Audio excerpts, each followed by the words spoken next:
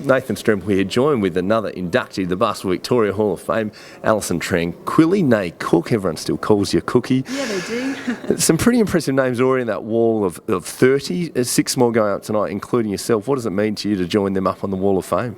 Oh, it's incredible. Very humbling. A little bit nervous to be here tonight, to be honest. And I remember when I got the call and I was in a coffee shop just going about my business, and I had to really call her back and say, "Oh, sorry, I didn't really realise." It was so out of context and wasn't expecting it. So, yeah, really honoured and humbled. Yeah. You grew up playing in country Victoria, Cookie. What are some of your memories of playing junior basketball? Yeah, fantastic memories up at Ballarat Basketball Association.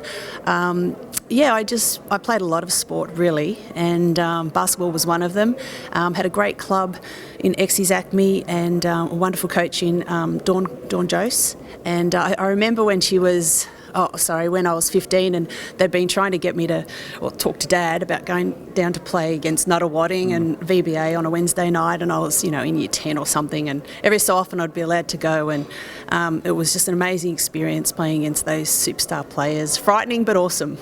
Well, you played against them then. Pretty quickly you started playing with them. You identified the talent real early. It went off the centre of excellence and then started playing some basketball for the Opals in what was a real golden era. What are some of your memories going through with the Opals in such a special era? Yeah, well, firstly, to be involved in the Opals squad at 17 was unbelievable, and it certainly ingrained some really great culture and training principles and all those kind of things that's required. But yeah, the wonderful leadership in that era.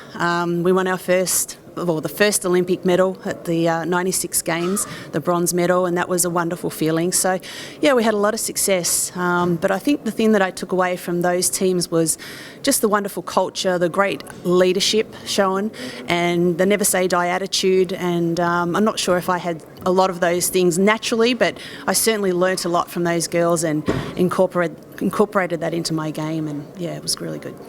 Talk about what you had naturally, and you talk about the people that played with you. I've spoken to a number of them ahead of tonight, and they all just talk about how you're just such a straight down the line, nice, beautiful country girl kind of thing. What are some of the friendships that stand out for you over years playing basketball? Yeah, well, firstly, I had such great admiration. I mean, Robin Ma was one of our, from Ballarat as well. So, and then Michelle Timms and all those kind of girls who are a bit older than myself, but they just took me under their wing, and I was able to learn a great deal.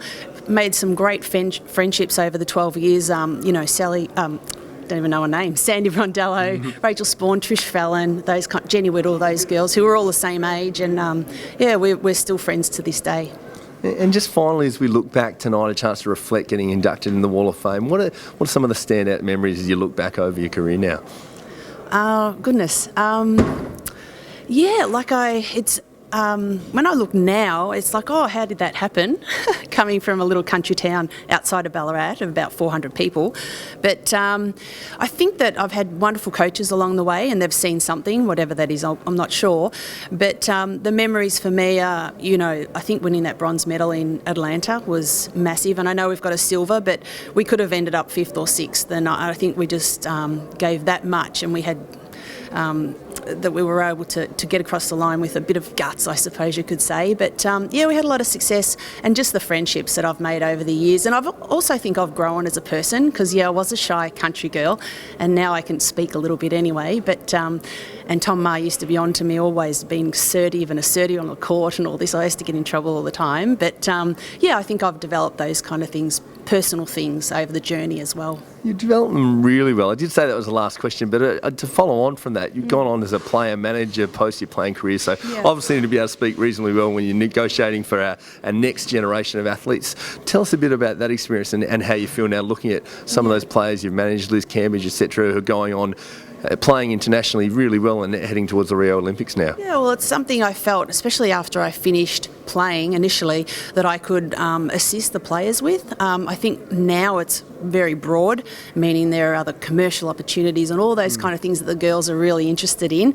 When I started, it was predominantly just negotiating contracts and helping their career, plan it out, step it out, all those kind of things. But I have 3 young children now, so I'm not doing that anymore. And I'm just staying at home and being a mum. We'll see what happens. The most important job there is. Thanks for your time. We'll chat to you later tonight when we induct you into the Wall of Fame.